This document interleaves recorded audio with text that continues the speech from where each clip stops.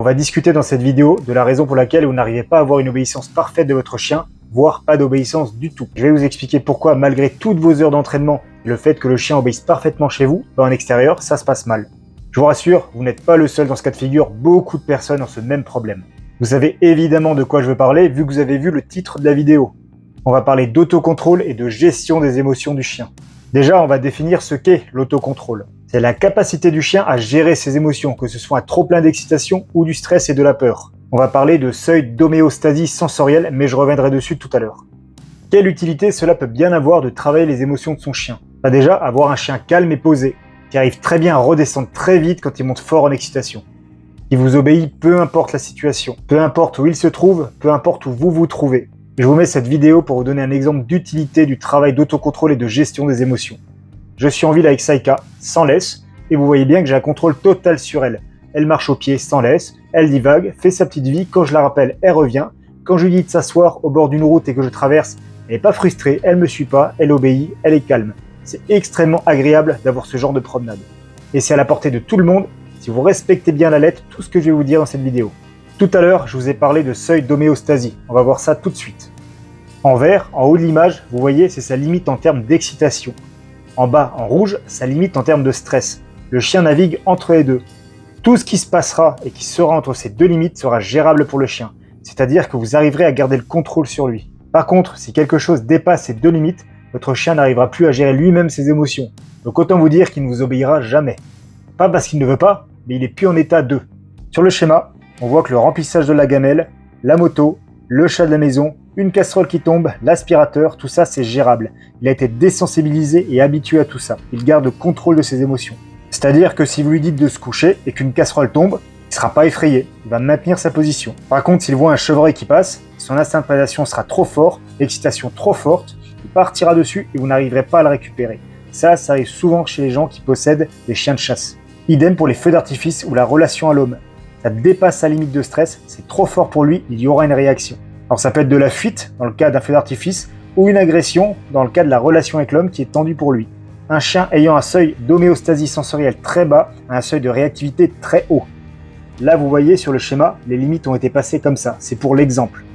Il se peut que pour votre chien, ces limites soient beaucoup plus basses. Comment voulez-vous que votre chien vous obéisse s'il n'arrive pas à gérer ses émotions, qu'il monte trop fort en excitation, que trop de choses le mettent en état de stress? C'est à vous de travailler pour pousser ces deux limites au maximum pour avoir une attention complète de votre chien, peu importe la situation. Vous avez vu la vidéo tout à l'heure avec ma chienne. Moi, j'ai énormément travaillé ce que je vais vous expliquer maintenant. Ce qui est bien, c'est que ces deux limites, c'est vous qui les fixez par votre travail et votre entraînement ou non. Alors, comment faire pour repousser ces limites? C'est très facile. Alors déjà, dans un premier temps, il faut attaquer ça tout de suite. Dès que vous récupérez votre chiot à 8 semaines, âge légal, vous devez attaquer tout de suite la désensibilisation et l'imprégnation. Vous devez lui faire voir un maximum de situations, de gens, d'animaux, de textures du sol, peu importe. Il doit tout voir et faire une association positive avec chaque chose.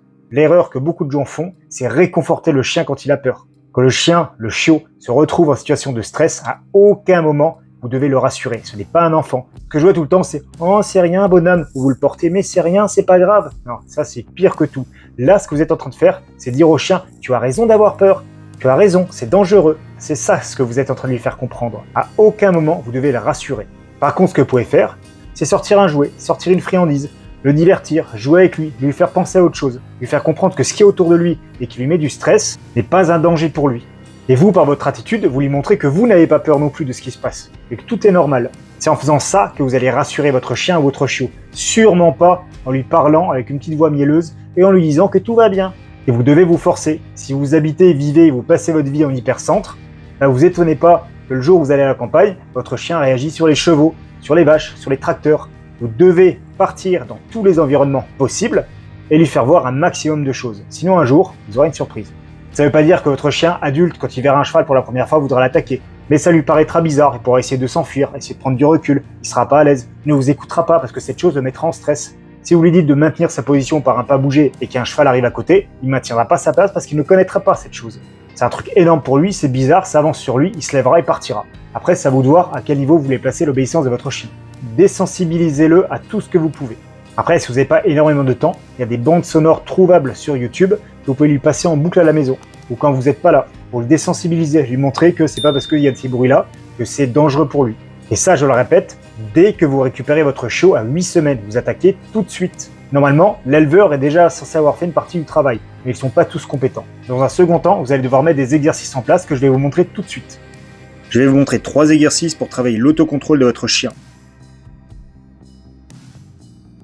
Vous demandez à votre chien de s'asseoir, vous aurez besoin d'une balle ou d'une friandise, et vous jetez tout ça. Le but du jeu, c'est que le chien ne craque pas et ne parte pas dessus. Vous pensez bien le récompenser à chaque coup. Et vous recommencez l'exercice.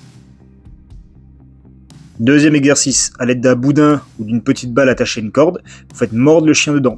Vous jouez avec lui à la guerre, histoire de l'exciter et le motiver à garder son objet en gueule. Et puis vous lui demandez de cesser.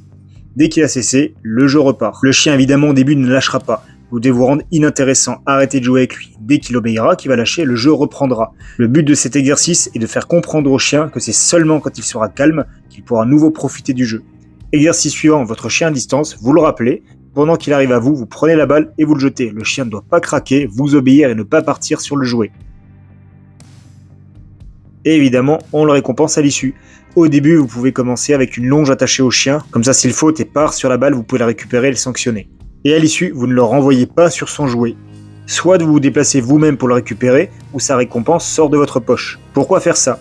Parce que si le chien comprend qu'à l'issue, il peut la récupérer son jouet, il se dira à un moment donné sur l'appel, je vais décrocher, je vais quand même récupérer mon jouet parce qu'en tous les cas, à l'issue, je l'aurai. Alors que là, dans tous les cas, la récompense vient de votre main, après son rappel.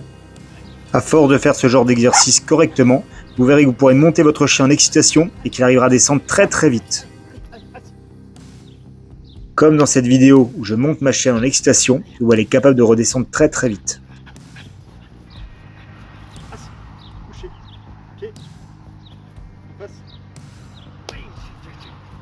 C'est ça le but recherché, que le chien puisse passer d'une excitation extrême à un calme platonique. Donc en résumé, on se souvient du seuil d'homéostasie. On se souvient qu'il y a 2 limites, une d'excitation, une de stress. Il va falloir repousser ces limites en lui faisant faire un maximum d'associations positives avec toutes les situations, tous les environnements, tous les types de personnes. Et mettre des exercices en place pour lui apprendre que le calme lui apporte une récompense. Ça a l'air bidon comme ça, mais c'est vraiment ça qui fait la différence entre un chien qui vous obéit et un chien qui ne vous obéit pas.